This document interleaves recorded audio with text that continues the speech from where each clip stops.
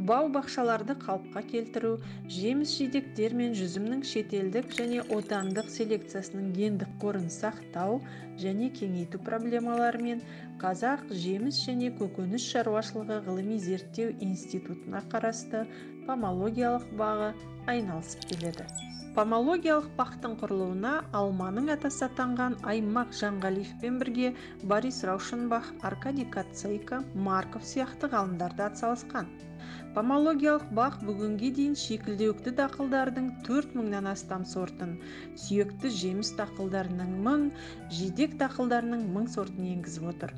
Бұл ТМД аумағындағы жеміс-жидек дақылдарының ірі коллекцияларының бірі.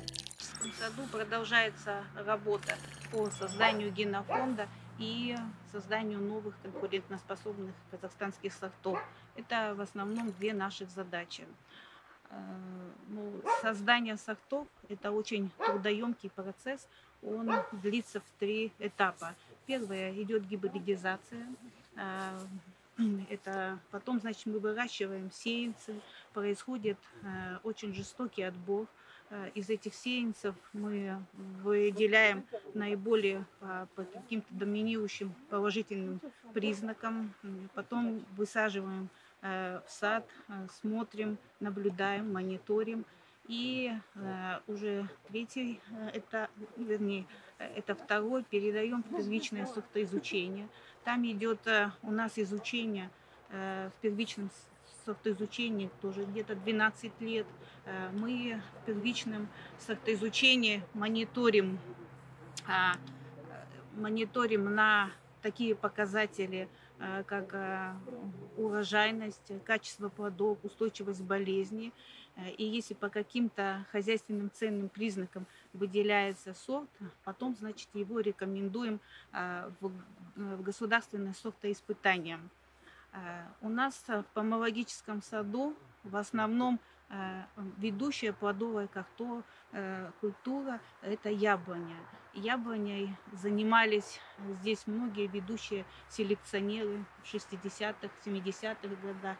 Вот, не могу не упомянуть Аркадий Николаевич Кацейко, Андрей Дмитриевич Виновец, Евгений Михайлович Сальников, которые создали такие сорта. Сначала, значит, Синап алматинский, это сорт 60-х годов, Салтанат, казахская юбилейная, которая не утратила своей актуальности сейчас.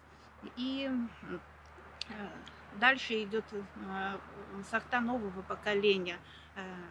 Это вот мы представили сорта нового поколения. Это Восход, это Максат, это Тюльпан, Дамира, которые по вкусовым качествам не уступают тем же европейским сортам. Это не только наше мнение, но мы нашли положительный отклик среди фермеров.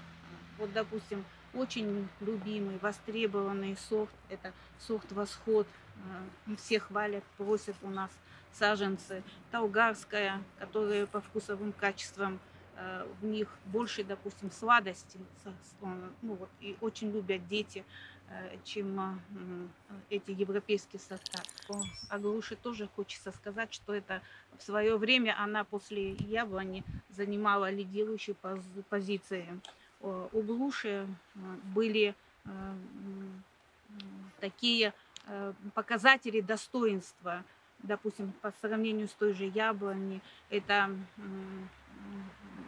высокие урожаи, большой период плодоношения, долгий период плодоношения. Она была более устойчива по болезням по сравнению с яблоней. Потом и продолжительность жизни груши, это был очень большой. Но в последнее время, видимо, как к нам пришел ковид, так и на плодовые деревья обрушилась эта болезнь, бактериальный ожог, который из-за бактериального ожога многие фермерские хозяйства раскорчевывали целые гектары, убытки были колоссальные. И вот та же наша Талгарская красавица, которая была по многим показателям мы мониторили эту грушу, и она была как устойчива ко многим болезням. Тут оказалось, она поражается бактериальным ожогом. Поэтому мы мониторили генофонд груши, и среди них сейчас у нас главная актуальность, проблема – это выделить наиболее устойчивые груши, хотя бы сравнительно устойчивость. Полную устойчивость мы не нашли. Ну вот по многим 5-6 лет мы мониторили на фоне бактериального распространения бактериального ожога, выделили киргизскую зимнюю, она так достойно, ну, не поразилась, в саду стояла, там дальше даже можно посмотреть у нас, и груша айдана. Но они немножко по вкусовым достоинствам как бы уступают тем же западноевропейским сортам, и поэтому сейчас наша задача стоит именно создать устойчивую грушу, потому что это основная фишка, устойчивость к бактериальному ожогу, так как он практически не лечится, а если лечится, то требует огромных затрат. И мы на основе это уже киргизской зимней айданы делаем повторные скрещивания и уже дальше наблюдаем гибриды, как они передают свои наследственные признаки. И особенно хочется сказать, вот что груша, она из всех плодовых культур очень самая тяжелая в селекции. 2000 жылдан бастап алма ағашының 40 түрі, алмұрттың 14, шиенің 6, тәтті шиенің 8, қара үріктің 8, таңқурайдың 4, қара қарақаттың 6 түрі мемлекеттік сорт сынағына берілді. Бұл жоба возрождение алматинского порта дейміз ғой енді, Алматы портын жандандыру. 2011 жылдан бастап мен бұл жобамен істеп келе жатырмын. Енді мен ұстазым марқұм Мағжан Малгаждарұлы, академик, профессор, сол кісі айналысқан. 2009 жылы бұл жобаны ұтып алды.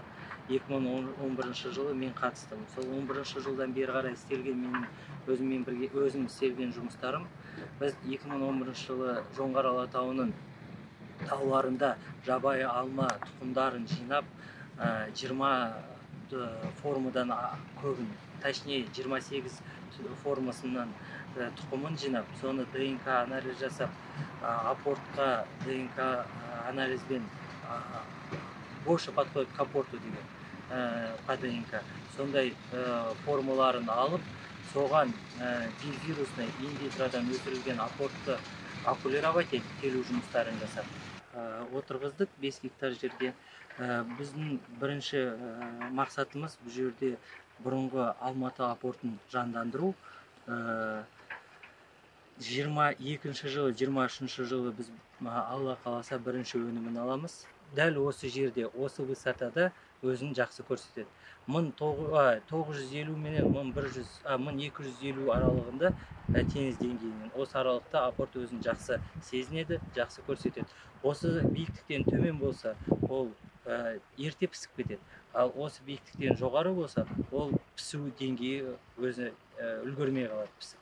Сондықтан алманың ареалы, апорт алманың ареалы енді өсетін жері осы биіктікте. И біздің Жоңғар Алатауы дейміз ғой енді. Осы Алматы облысы өте қолайлы болып саналады. 1865 жылы бағбан Егор Васильевич Редько Воронеж облысынан сол кездегі Верный қаласына өзімен бірге бірнеше алма көшеттерін алып келеді. Сол жылы оны Алатауда өсетін жабайы сиверс алмасымен будандастырып, осындай жаңа үлкен алма сортын дүниеге әкелген. Мы вам представляем тут 9 сортов яблок казахстанской селекции, которые наиболее популярны и востребованные.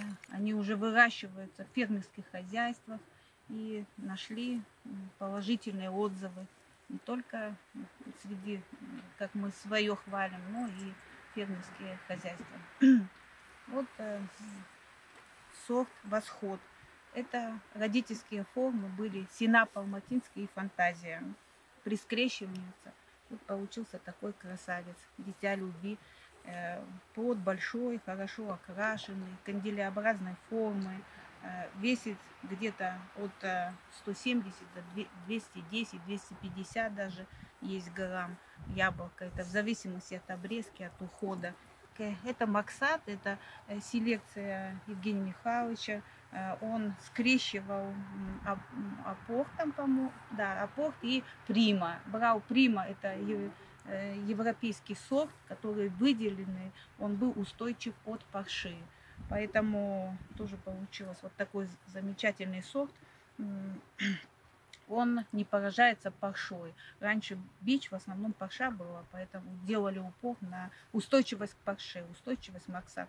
Тоже возделывается в фермерских хозяйствах, такой востребованный хороший сорт.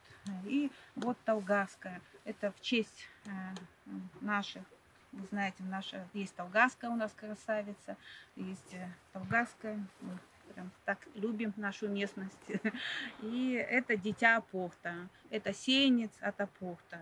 Но отличие то, что дитя превозошло апорт, это он больше лежит, дольше, более лишкоспособность у него и урожайность хорошая. Также он более устойчив к парше, к мучнистой росе. Вот, дитя. Кстати, с апортом у нас созданы многие сорта. Это не только, есть еще киргизский сорт, который создан, Рашида с апортом. Вот, Данауик, апорт, Толгарская, Айнур. Это все дети апорта.